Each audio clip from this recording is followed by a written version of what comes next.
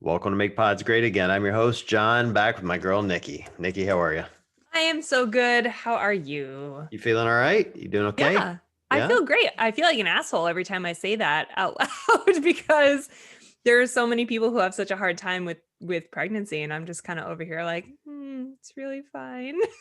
I don't know, I'm not around a lot of pregnant people, but I work with a lot of younger people that are starting families, and I feel like the experience is so different for Uh-huh. everyone. I always feel the need to ask. Like some people are like, nope, I'm good. And then other people are like, oh my God, I'm puking every 30 I seconds. know. I feel so bad. For the most part, I'm totally fine. It was great. Tommy Marquez sent me a text the other day congratulating me and asking me how I was doing. And I said the same thing. I was like, I feel like a dick every time I say it, but I'm like really kind of fine, truthfully. And he was like, you don't have to feel bad for kicking pregnancy's ass. I was like, that's the best quote I've gotten so far. Well, and the reality is you could be kicking it right now, and next week it could be a totally different experience for you. So True. we'll just Just keep. ask me every week. Yeah, kind of like the Open, which is a nice segue to our guest Wow. tonight. We have Karl Eagleman on, who runs the page Whiteboard Daily, which I'm sure most of you guys are very aware of. If you're not, you should. Hmm. Karl, how are you? I'm very well. Thank you guys so much for having me. I really appreciate the opportunity to sit down and talk with you guys, especially with regard to the Open. And hopefully I can share some value to those who might be having some questions about it. Well, Man, you got to be a miracle worker if you can help me with the Open for whatever that's worth. Sure. same, I'm not ready, same. man. I am not. I was doing a workout in my basement today thinking, oh my God, I'm going to die this year. I'm like really might be on the edge of death. I'm just not prepared. What Yeah. do you do? What do you do do you have magic? Like some magic tips for someone Whiteboard who is, magic. yeah, for someone who is completely and utterly who has been in decent shape for the last few years, but finds himself going into this Open not in a good place. What would your main advice for me be? Well, through Whiteboard, a lot of it just kind of start off with inspirational quotes and workouts. And then I started getting into coaching cues. But a big chunk of what I do is like perspectives. And um, what I mean by that is you have to have the right perspective going into the Open and right expectations when it comes down to your own performance. And one thing that a lot of people need to be aware of is just uh, personal awareness. And what I mean by that is like personal expectations. Like if there's a quote, I used to train, CrossFit has introduced me to a lot of different sports. And for those who don't know, I'm pretty tall. I'm six. Well, I was taller. I think I'm shrinking my age. CrossFit does that Um, to you. I was 6'7" and now I'm 6'6". I'm pretty sure I'm 6'6". But if you're 6'6", if you're tall and if you have a good set of lungs and if you can move pretty well, you can be a pretty good rower. And so CrossFit But actually, that's about it in CrossFit. Unfortunately, Carl, Wall you are balls. holding it yeah, down for the that's tall right. guys because there Yeah. That's ain't right. much else. Y'all have a ways to Rowing, snatch. rowing and wall balls are like Yep. my wheelhouse. I Yep. can do that all the time. And I used to actually, I say CrossFit introduced me to rowing, indoor rowing, and I never had really sat on a concept two prior to my involvement with CrossFit, which I probably started doing CrossFit around 2008 or so. But that being said, I started to really try to be the best rower I could possibly be. So for a full year, I forget what year it was. I think it's 2009 or so. I took off a year of CrossFit and I only did Olympic rowing. Or sorry, not Olympic. I did Olympic lifting too, but just indoor rowing. And I focused on every single year. There's a giant world championships held in Boston called the Crash Bees. Yes. Yeah. And so I set my sights on that. I did some indoor comps, but it was just myself on my rower in my garage with following my own training. And all this being said, leading up to the big world championships, one of my closest friends, he said, hey, you know what? The hay's in the barn. All you got to do to the left is just burn it down. And so all of this being said, that at this point in your athletic, your fitness capabilities. Right now, you're at that point where all the hay has been packed in your barn and there's nothing left to burn it down. There's nothing more that you can really do right now, but just kind of prepare yourself with regard to recovery and sleep and good nutrition, and just have fun, right? There's nothing more you can really do. I wouldn't worry about gaining new skills right now. It's just about mentally preparing yourself. I don't know if all the hay's in my barn, Carl, but I'm definitely old McDonald. There's no doubt about that. Like, I'm gonna use that line though. All the hay is in my barn. I like that. And there's nothing left to do but burn that bitch down. Burn it down. Burn it down. And that is one quote that's really actually, it's really actually always been in the back of my mind because it makes a lot of sense to me. But it's actually one perspective that I've never drawn up on Whiteboard Daily. Never. And I try to exhaust all of the thoughts in my mind when it comes to creating content for Whiteboard Daily. Anything that I've learned with regard to coaching content, I put it out there. But man, the hay's in the barn, nothing left to do but burn it down has never, that illustration's never made it onto the feed. I might have to do that. So when everyone sees it next week, you know that idea was born on this podcast. That's right. Honestly, yeah, I'll reference that. I'll draw it up. It's time for me to illustrate that one. So your page though, I think is really timely for the open, like particularly like I love your little drawings. I shouldn't call them little drawings. So they're very cool. And for the record, I've used one of them today on my home workout. But I think it's really interesting, like looking over what you're coaching people through, particularly in light of the drawings or kind of the artwork of helping people understand what these movements should look like, particularly going into an open where now you have like an equipment-free workout. Do you have any plans for that? Like going into, week one, like how to coach people through like, what's kind of the inevitable coming, equipment-free movements? Yeah, I do. I've got quite a few gymnastics movements. I mean, people really enjoy the movement sequences that I'll post. And I remember the first time I ever posted the breakdown of the snatch, that movement sequence. It really just caught on because apparently there's this magic that happens between the bar being below your shoulders and being above your shoulders. And when I was able to illustrate that with a stick figure, people were like, yes, that's what I'm talking about. And so I have drawn many movement sequences. And I have noticed that when the time comes around for the open each year, that those movement sequences that are used in the open, a lot of body weight stuff, those are the ones that start getting shared and passed around a lot. And that's why I created this content, is because I want to make it easier for coaches to share instruction. I see my job that I love so much right now is to communicate movement. And I do that with stick figures because that's about as close to drawing on a cave as you can get. It's about as basic as you can make it. So that's why it's good for me. It's like a coloring book. It's perfect. Yeah. Yeah, that is the goal. That's another reason why I started Whiteboard Daily. I remember, again, I talked about how I took some time off and I only did rowing. I also did the same thing where I only did Olympic weightlifting for a year or two. And it was actually on the platform and at a place called Force Fitness in Bloomington, Indiana. And I remember my coach at the time, Will Fleming, who's a really great friend of mine, he gave me a coaching cue about the jerk, and it was down like a rock, up like a rocket. And I was like, I saw this visual in my mind, and I was like, that's really cool. It makes a lot of sense. And I was like, there should be I wish there was a book of cues, like nothing but cues, just coaching cues.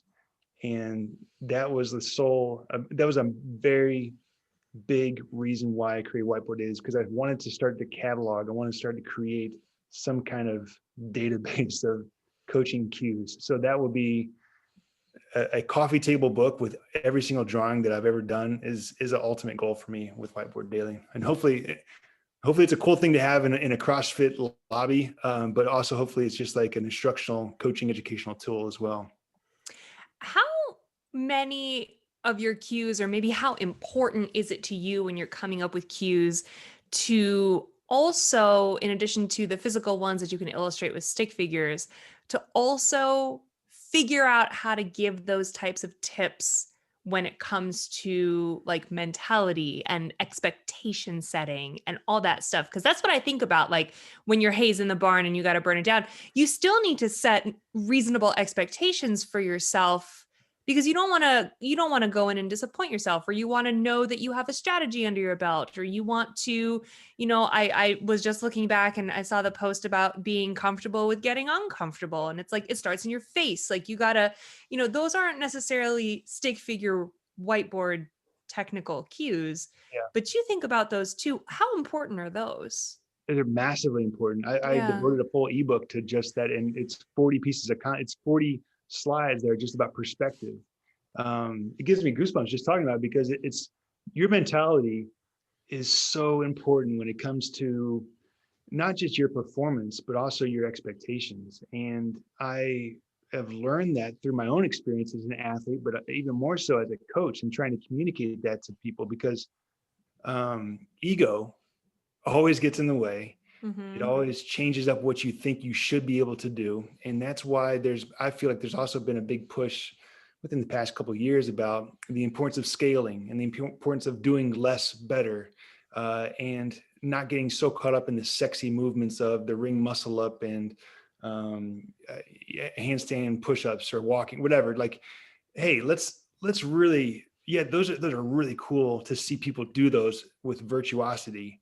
But let's be honest, like, Bob, where are you right now, man? I mean, and I'm just Bob, come on, man. Come on, man. Like just focus on doing less better, and you're gonna be amazed with laying the wide base of your pyramid as you work your way up the skill set. Yeah. So when it comes to a situation like the Open, where we don't know what the workouts are until we know what the workouts are, literally, Yeah. how do you recommend forming an approach, forming a strategy? And then that's gonna lead into my next question of doing these workouts more than once. So Yeah. Question one, part one, when you find out about what these are, how do you kind of like figure out what your approach should be? So a main thing that is always a factor is like, okay, and going back to Savan Matosian, he created a documentary way back in the day called Every Second Counts. And really that's what we're talking about here. Yeah, that's what we're talking about with the Open, is every second counts. So you want to maximize the efficiency of your movements. And that's why we have standards. But even more so, it's even more important to understand your capabilities and your capacity. And Pat Sherwood has a really great quote that I've illustrated called "Break Before You Are Broken." And I know when I say that to you guys, I'm sure you know exactly what I'm talking about. I mean, when it comes down to any kind of overhead movement, any kind of, even like sit-ups, anything to where you can completely exhaust yourself, and you have to rest way more than what you would have to if you just broke it up into smaller chunks. So any movement for me, Same. literally Same. any movement. Right. And so the first thing that I would encourage people to do is to start to get some kind of game plan with regard to chunks of reps and how many they can do unbroken. Now, I want to say, take that game plan, throw it out the window. No, but it's almost like, okay, that first number that you came up with, if you're like, okay, if the rep scheme is like, we'll take Fran just for example. Yeah. And you're like, okay, I'm pretty sure I can do 21, 15, 9 unbroken at 95 pounds. Okay. What I would strongly suggest is to, even though you feel confident with that, I would still say, okay, let's say that's a best case scenario. Let's plan on going maybe 777 for your first rep of 21, really quick transitions. As soon as you set the bar down, take a big breather and go back to your next set of 7. And then next time around for the 15, go into it thinking that you're going to do 8 and 7. And if you're feeling really good, go through the whole 15. But what you should expect is to break way more than what you think that you might have to. Because I feel like I'm pulling out so many different quotes. Mike Tyson says, like, everyone's got a plan until they get punched in the face. Mm-hmm. And that's Isn't that the Open? Yeah, that is that's the exactly Open. that's exactly how the open is. It's like you can plan, but it doesn't really matter what your plan is when you're sucking wind like a muffler and you have no idea what day it is. So it's more important to have a perspective going into it that Theodore Roosevelt says, when you're going through hell, just keep on going. And I've said that to myself so many times, like, hey, this is what I signed up for, and I'm going to look at it as a challenge. I'm not going to get upset. I'm just going to do the best I can today.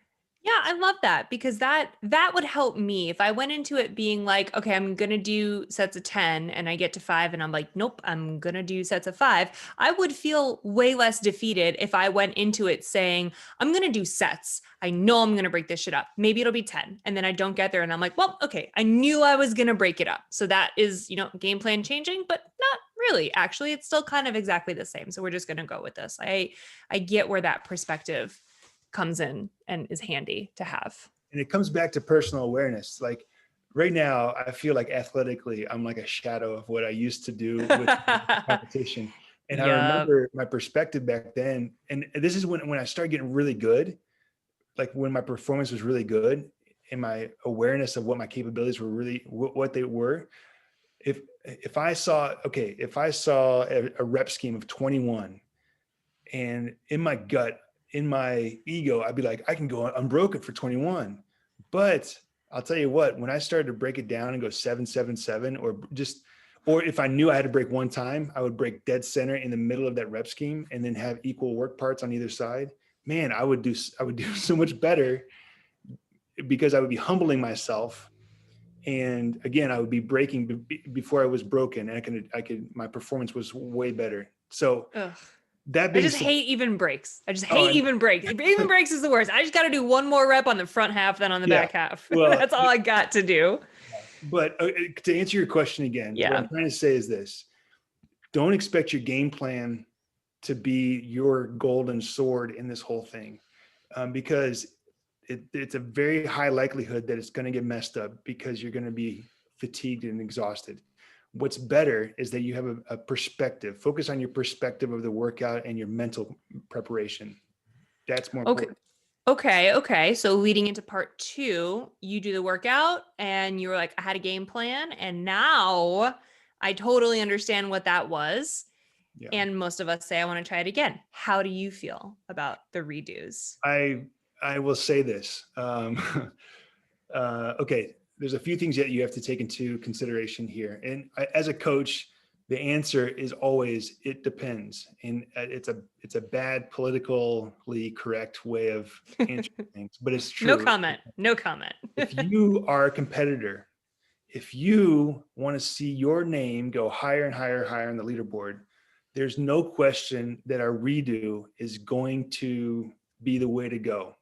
And I say that because there is a massive advantage to having a familiarity going into a workout and knowing when the pain is really going to set in. The pain is going to happen sooner or later, but you're able to govern and you're able to pace yourself much better when you experience it firsthand. Okay. So if you're a competitor, do the redo, but plan it, make sure that you're going to be recovered for the next workout that's going to come on down the line. Mm-hmm. Now, if you're just the weekend warrior, or if you just signed up because your buddy signed up, man, I would do one and done. I would have fun. I would do one and done, do your best effort, because that's really what the Open's about. It's just a general test of fitness, and there's a camaraderie to it. Yep. I would not let myself get caught up in the redos. Yeah, smart. I've redone, I redid all of them last year, some of them more than twice. And I do think I was competing in a division though. Like I was trying to put up a good score, but I do think there's value in the redos to achieve what you described, which is figure out, did my plan work and would a different plan work better? So I don't disagree with you. Like this year, I'm totally subscribing to one and done. I'm not going to do them, but I think I might actually do better this year because I'm going to be forced to follow my plan, right? Like, like I'm smart enough now to know which plan works and which one doesn't. And the plan where you go full send for the first round, that plan doesn't usually work, it just doesn't. It's so good when it's happening though. Yeah. And I've made that mistake. And so I've learned, last year I learned as I was doing it multiple times that, where I should break, and that almost always exactly what you said, which is small chunks break, small chunk break, small chunk break will beat a big set at the very beginning every single time. Yeah. You just have to get past that anxiety of I'm not moving fast enough, Exactly. or I'm not making up enough time. The only alternate side of this argument, as I'm sitting here arguing with myself, is that if you post a worse time the second time, it's the most depressing feeling ever. But it barely ever happens. That barely ever it happened. happens, It you gotta happened once admit. to me though. I was so depressed. It was so bad.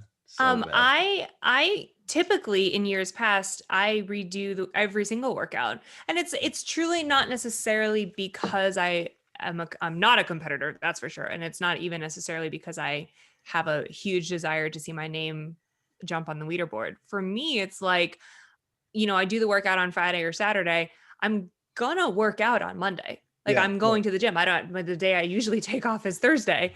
Yeah. So I'm gonna work out anyway. Why would I not? If I'm there and I'm gonna dedicate, 10 to 20 minutes to some kind of AMRAP, why would I not give myself a chance to do better? And it's just another test. That's kind of how I see it. It's not because I'm trying to win anything, and Lord knows I couldn't even if I wanted to try. But for me, it's just like that. It's like, oh, I'm already here. I'm already going to sweat and I'm going to push myself. Like, why wouldn't I retest? I have a much better sense of this workout now than I did 2 or 3 days ago. Yeah. This year, I'm only going to do that shit once and I'm going to do it scaled, but I think it should count as doing it twice since I'm technically 2 humans right now. Just saying. Completely. I should get double points on the leaderboard. And I don't think you're the only person that subscribes to that notion either. Oh my Lord. Nikki's baby's going to score higher than I am in the open. There's no doubt. He's going to score higher than I am. He's got a higher heart rate than I do already. Yeah. Well, that's the way it works. Well, I will say, I hope people go to your site and start looking at some of these drawings. Like, I'm not trying to blow your head up here, Karl, but like I've been teaching my daughter and her boyfriend, like kind of CrossFit movements. And full disclosure, I'm not a level 1, level 2, nothing. Like I've just done CrossFit for a long time. You don't have your L1? No, of course not. And you should totally go. If they'll give it to me for free, I will. $1,000 can either buy me a guitar or get me a weekend certificate. I'll take the guitar every single time. Anyway. But I've done CrossFit for a decade, so I know all the movements really well, and I've got a lot of trial and error under my belt. So I figured out the ways that things aren't very efficient and things that aren't really efficient. And one movement I'm really good at is the burpee, right? And I know it seems simple, but burpees are not as simple as you would think. They're just not.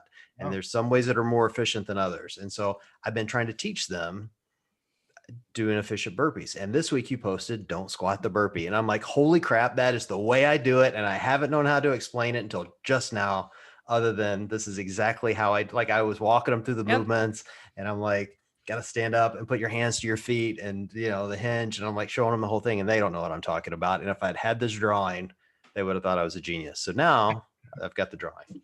So I hope people go and look at what you're doing here, because my point to that whole saga is that, I think if you're going into the open with a kind of a mindset like I do, which is, I might not score as well as I want, I'm going in this year thinking, all right, I'm going to go in and put up good movement. Mm-hmm. Like that's what I want. I want to go in and put up good movement. I want to keep moving, I not, blow my lungs out in the first 30 seconds like I normally do, and survive. And, for me, I think these drawings help with that. Like I used it today in the burpees, and I did big sets, and I was able to maintain them because the whole time I'm like mentally thinking through each part of this movement. And it not only did it keep me moving, but the quality of the movement was there. And then for me, that was the important part, is like, if I have good quality now and I need to speed it up 2 or 3 days from now, fingers crossed, it's going to be better. We'll see. Yeah, absolutely. That's great. I honestly know it's everyone is like different, obviously. And you have to look introspectively at yourself to be like, okay, like what makes me tick? Like what keeps me up at night? What do I think about when I am walking the aisles of the grocery store or just doing tasks throughout your day? And what I'm getting at here is that I'm so thankful to have this platform of Whiteboard Daily, because like coaching cues and ways to describe movement with analogies and metaphors and even perspectives on life. It's like, this has been my platform to share these things that are in my mind. And I'm just thankful that it helps other people, especially coaches, because I know I've been a coach for a big chunk of my life. And I know that when it comes time to like communicate movement to people, you're looking for suggestions, you're looking for how other people say it. And so I create it as a resource so people can share the drawings that I do. And I'm just thankful that it works.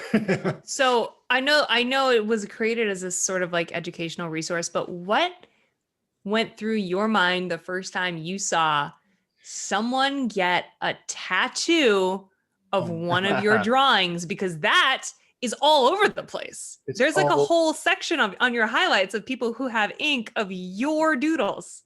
You don't understand. The first time that happened, I was like, okay, I'm onto something here. Yeah. Okay. Yeah, I would say so. And I'm sure that you guys feel the same way in the sense that that's this. If you're a creator, and you guys have got this phenomenal podcast and you want to create something that's relevant, that's been the main goal of mine with Whiteboard Daily, is just to create something that's relevant that people find value and they can use it in their daily life. And so when people start like tattooing my drawings on their body, I'm like, that's a pretty good sign that something's relevant to somebody. Uh-huh.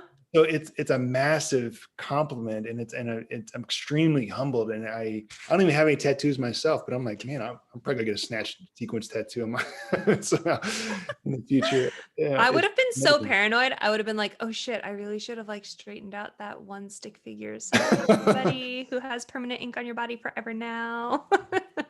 And the first one was, the very first one, I know it took I don't know, I forget what year. I think it was 2019. And it was a young lady in China who got the tattoo of the Mike Bergner cue, when the arms bend, the power ends. And So many people have that one. That's like a favorite. It is. And the crazy thing is that it's like, technically it's kind of a controversial cue, because I mean, you look at, there's a lot of phenomenal lifters that can really move a lot of heavy weight with some early arm bend. And so it's not necessarily, to me, it's true. To me, I'm like, that's how I'm going to coach it. But for some people it's different. So, hey, it is what it is. So wild. Well, I want to feature someone with a Make Watts Great Again tattoo. So whoever's got the cojones to get it done, I'll give you your very own meme. That's your. I know. I was going to say, like, as quote unquote, as creators, ain't nobody getting a Make Pods Great Again. Nope. Podcast tattoo. So I don't know this feeling whatsoever. Nikki has a tattoo of me on her butt. It's right in the middle. Well, obviously. Yeah, right. It's one of those portraits, right, but it's a portrait that came out like making him look like a really scary baby by accident. Yes, it's great. Yeah. Yeah. It's awesome. This is our life, Karl. You're welcome to join it at any time. So what is next for Whiteboard Daily? What are you working on?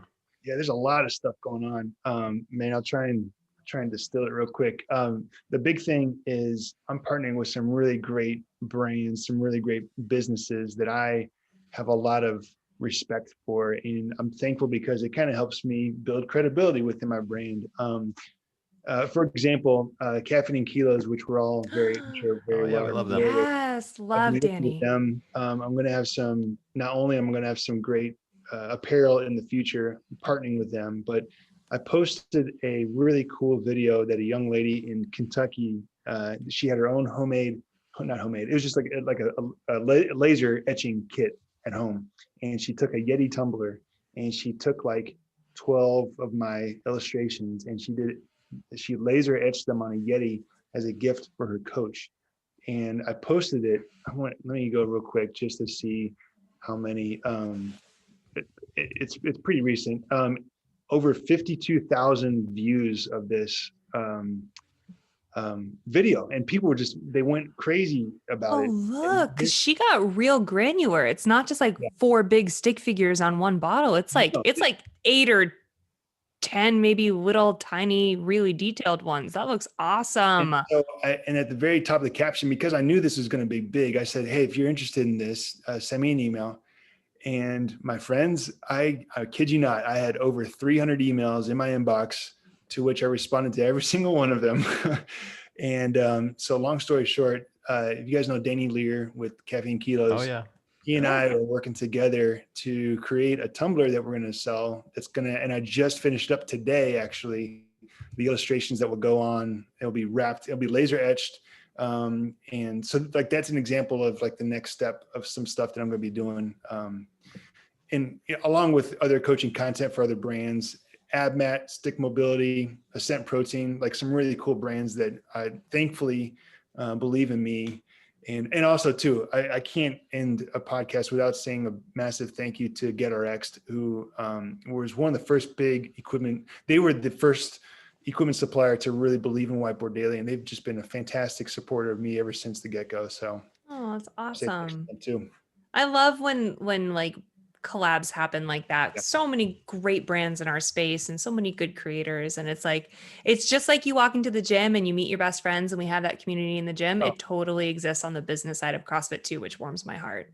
Big time. And really, and another one too, actually, so Velasa, they're a smaller shoe brand, but they specialize, they make a beautiful lifter. Hold on, hang tight real quick. Grab it. I want to see it.